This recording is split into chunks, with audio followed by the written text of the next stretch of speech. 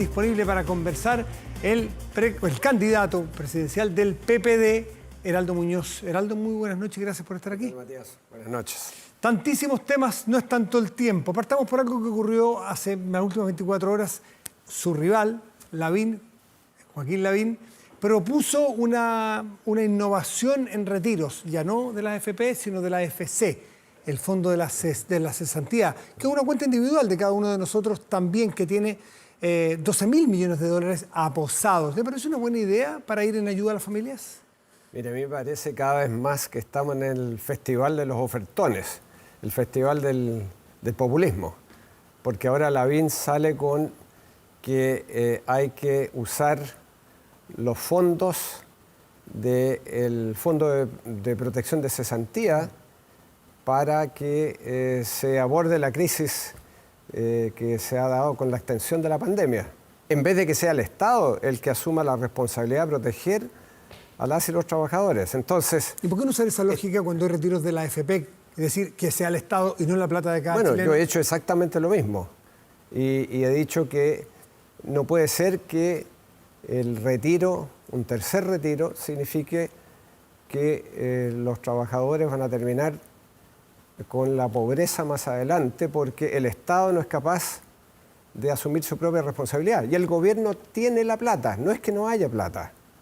Lo que no hay es voluntad política de llegar. Pero lo de Lavín es igualmente peligroso, porque en vez de mejorar la protección del sistema de seguro de cesantía, de mejorar las prestaciones, está proponiendo usar la plata de los trabajadores para ir en ayuda de una tarea que tiene que ser del Estado. Francamente, a mí me parece el festival del populismo. Yo no voy a estar en eso.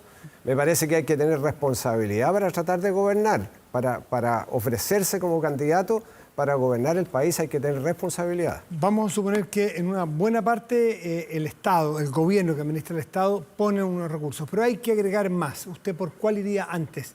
¿Por el del AFC o el del AFP? Ninguno de los dos, tiene que ser el Estado, tiene que ser el Estado el que asuma. Oye, estamos viendo en todos los países del mundo cómo los países hacen esfuerzos para llegar con financiamiento directo, contundente, oportuno, para la gente que está sufriendo, para las pymes, para los trabajadores desempleados temporalmente como consecuencia de las cuarentenas. Eso es lo que hay que hacer. Y Chile puede. Pero el Fondo Monetario Internacional ha dicho que no Chile... No es que Chile no pueda. Que Chile es uno de los países que más esfuerzos ha hecho, que más plata... Claro, comparativamente con América Latina. Cuando nos conviene nos comparamos con América Latina. Cuando no, decimos que somos los mejores, pero que el estándar tiene que ser de la OECD. Entonces, claro, si nos comparamos con algunos países de América Latina, hemos hecho una tarea mejor, particularmente, lo reconozco, en materia de vacunación. Pese a que también allí hay la columna vertebral del sistema de atención primaria, que ha sido esencial para el logro que hemos visto. Chile Pero en términos de financiamiento oportuno y contundente, este gobierno no ha hecho la pega. Y eso lo estamos viendo porque los trabajadores han tenido que ir a un primer retiro, un segundo retiro y probablemente van a ir a un tercer retiro. ¿El PPD va a estar? ¿Los parlamentarios del PPD van a estar ahí? Probablemente los parlamentarios del PPD van a votar a favor porque el gobierno, en su indolencia, no está llegando con el financiamiento adecuado. ¿Y usted le diría a los diputados del PPD que si van a votar a favor, que voten a favor antes del Fondo de Cesantía o de pensiones? Bueno, seguramente será de las AFP, de los fondos previsionales. Esa es la propuesta que hay.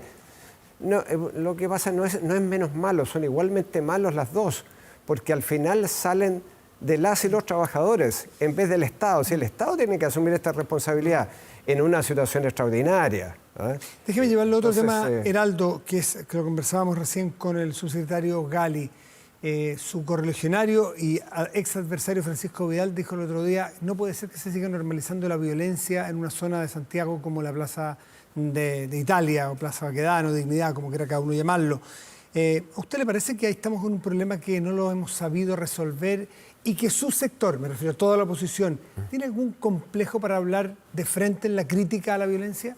No, yo deploro la violencia que está ocurriendo todos los viernes y que afecta a los ciudadanos de a pie, que afecta a los pequeños empresarios, que ven cómo sus pequeños emprendimientos se ven sobrepasados por esta violencia. ¿Y quién paga? Son los trabajadores que están en esos emprendimientos. Entonces, toda mi solidaridad con las pymes, con la gente a pie que sufre de los violentos. Eso lo condeno con la mayor firmeza. Pero por otro lado, la policía tiene que actuar para mantener el orden público respetando los derechos humanos. Es decir, todo el peso de la ley en contra de los violentos, pero todo el respeto a los manifestantes pacíficos y a su derecho a protestar. Los carabineros se sienten desprotegidos, desvalorizados, no apoyados por la sociedad y por la clase política. Lo dicen off the record, no lo pueden decir, porque dicen que los políticos los han dejado votados, que si ellos actúan van a salir perdiendo, que es mejor tomar cierta distancia. ¿No será eso complejo? ¿No pagaremos una cuenta muy cara el día de mañana por tener una fuerza policial que se sienta inhibida? Bueno, por cierto es complejo, pero yo creo que la policía tiene que hacer su labor. Claro, muchas veces la tarea es ingrata, pero esa es su labor. Y yo creo que lo que está pendiente es una reforma profunda de Carabineros. Y tenemos que mirar, yo creo que algunos de los ejemplos de países que lo han hecho bien y que han reformado la policía, que han creado una nueva policía, como por ejemplo el caso de Uruguay. Uruguay, claro, demoró, fue un proceso complejo, pero allí hay una policía interesante, más cercana al caso de Chile, que habría que mirar, a mi juicio, porque eso sí que no admite retraso. La reforma profunda de la policía. El presidente de la República prometió la reforma profunda de la policía y ha quedado en eso, en promesa. ¿Y Carabineros ha mejorado su actuar respecto o a partir del 18 de octubre, que tuvo todas estas acusaciones por salidas de protocolo, violaciones de derechos humanos en casos puntuales, acreditado por distintas instituciones internacionales? De entonces a la fecha, ¿ha mejorado su accionar Carabineros? ¿Lo ha podido perfeccionar y ha podido estar más cerca de los protocolos que le exige la ley? Bueno, hay mejores protocolos, pero ahora el punto es que se cumplan los protocolos. ¿Y se están cumpliendo mejor? Ese es el problema. Yo creo que no se han cumplido los protocolos. Los protocolos están ahí, pero no basta con dictar un protocolo si es que no se cumple. Y ahí hay un problema bien complejo aún. Y yo creo que se le tiene que exigir a Carabineros el cumplimiento. Y para eso está la autoridad, para eso está el ministro de Interior, para eso está el mando civil. Porque Carabineros evidentemente tiene que obedecer estrictamente al mando civil. Y esa es una de las cosas fundamentales, creo yo, que está pendiente. Varios de los informes internacionales referidos a Carabineros apuntan al mando civil, a tener un mando civil que sea fundamental. ¿Está de acuerdo con Pablo Narváez en que debiera ser esta policía dirigida por un civil? Me da lo mismo. Yo creo que lo fundamental es el cambio profundo.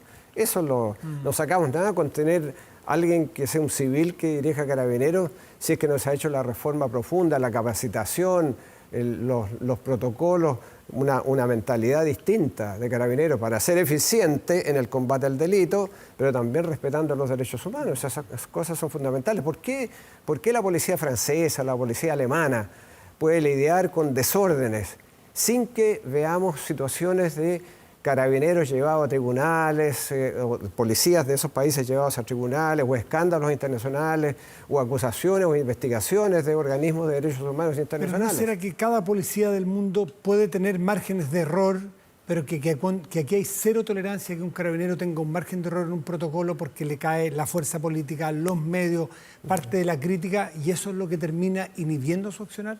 Bueno, yo creo que siempre hay un margen en el actuar humano para el error, ¿eh? Y para eso están los protocolos internos de las policías. Entonces, eso no es el problema, pero cuando se manifiesta en una práctica, con la cantidad de personas mutiladas que han habido en sus ojos, en su vista, que hemos conocido, entonces eso ya es un problema más sistémico. Heraldo, ¿las declaraciones del Ejército ameritan que el presidente le pida la renuncia al comandante jefe? ¿Sabe lo que yo habría hecho? Porque a mí me parece una declaración inaceptable la del Ejército.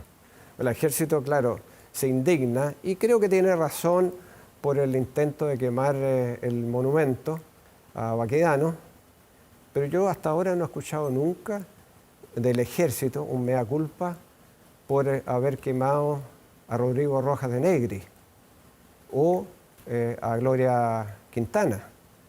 Y esos jóvenes, no uno de ellos, nunca uno más de ellos del murió. ejército, no Y eran sí, claro, sin duda, oficiales del ejército en servicio activo. Sí, sin duda. Nunca he escuchado nada semejante. Ahora, Pero... ¿qué es lo que habría hecho yo? Porque esa es tu pregunta. Yo habría llamado a la moneda al comandante en jefe y le habría pedido explicaciones. Y si las explicaciones no me satisfacen y no retira ese comunicado, ahí le pido la renuncia. El gobierno apoyó, no solo le pidió retirar. Tengo que tener primero pasos intermedios. ¿Para qué? Para ejercer la autoridad, pues. Entonces, eso es lo que yo habría hecho. Haber llamado al comandante jefe a pedirle explicaciones. Y yo no sé si esto lo consultó con alguien en el ejército, este comunicado. Aparentemente con nadie. Entonces, eso no puede ser. A lo último tema que me interesa conversar con ustedes, las primarias. Estamos todos mirando y no sabemos. La firma es que estamos un poco perdidos. ¿Qué tipo de primarias? ¿Cuándo vamos a tener en la oposición? Bueno. ¿De dónde a dónde son las? Primero tenían ustedes como en el tenis, un single entre ustedes y el Partido Socialista. Y de ahí el que ganaba iba a otra primaria. ¿En qué vamos? Porque ahora dicen que el PPD ya no quiere ir a hacer primaria chica con el PS. Quiere ir a una amplia. ¿En qué parada, disculpe el chilenismo, están ustedes? ¿Sabes? La percepción que yo tengo, Matías, es que a la gente no le interesa para nada las primarias. Ningún tipo de primarias presidenciales, y están centradas en las 4 elecciones que vamos a tener de aquí al 11 de abril. Por lo menos yo he estado en terreno, acabo de estar en la Araucanía, y yo veo a todas las candidatas y candidatos preocupados de ser elegidos o reelegidos concejales, alcaldes, pero tenemos que mirar a largo plazo también. Gobernadores y constituyentes, que es algo bien importante. Yo me voy a centrar todo este tiempo hasta el 11 de abril en eso, en ojalá sacar el máximo de constituyentes, de personas que van a ir a preparar la Constitución en la Convención. ¿Sigue en pie, más allá de que le interese o no? A mí me interesa. ¿Sigue en pie la primaria del PS y el PPD? Eso lo vamos a resolver en un Consejo Nacional. Se acordó en nuestra mesa que después del 11 de abril vamos a citar a un Consejo Nacional. Sí. Y ahí vamos a decir, yo tengo todo el deseo de que vamos conjuntamente a la primaria del 4 de julio, pero a esta altura, como tú bien dices, que vamos conjuntamente. Digo, PS-PPD, veamos quién, a través de qué mecanismo resolvemos que ojalá sea un solo representante del socialismo democrático. Pero insisto, te digo, porque lo veo en terreno, a la gente no le interesa para nada este tema. Lo último, Heraldo, en la proyección electoral de Pepe Out, que es ex militante de su partido y es bien experto en estos temas, dice que en torno a 40... ¿Ex militante? Ex militante. Sí. Y compañero de fútbol. Juego fútbol con él los días domingos. Pero Pepe Out es el que hace los goles. Eso dice él, al menos. Bueno, no sé. Bueno, eso queda para otro debate. A veces se pone el arco. Pepe Out decía que el oficialismo, Chile Vamos, va a obtener cerca del 43%. Eso es más que un tercio. Bastante más que un tercio. Y eventualmente hay otra gente de la oposición que puede llegar a acuerdos en la constituyente con la derecha para ciertos temas. ¿Qué va a pasar con algunos que quieran rodear la constituyente y no respete una mayoría de centro-derecha, centro-izquierda en muchos temas y se desconozca este gran acuerdo que aparentemente se va a lograr? Bueno, los que dijeron que había que rodear la constituyente después hicieron aclaraciones. Yo creo que hay que acompañar la constituyente, creo que tiene que haber una gran participación ciudadana más allá de las personas que elijamos para que estén en la convención. Y creo que debiera, por ejemplo, la convención constitucional debiera reunirse en regiones, por ejemplo, debiera hacer cabildos, debiera escuchar en audiencias especiales propuestas de la ciudadanía. Yo creo que tiene que ser un proceso muy participativo más allá de la elección. Y en ese sentido esto de rodear, bueno, ya fue enmendado por quienes pronunciaron esa infortunada frase. Heraldo Muñoz, muchísimas gracias por estar esta noche con nosotros. Que esté bien. Muchas gracias. Hacemos una pausa.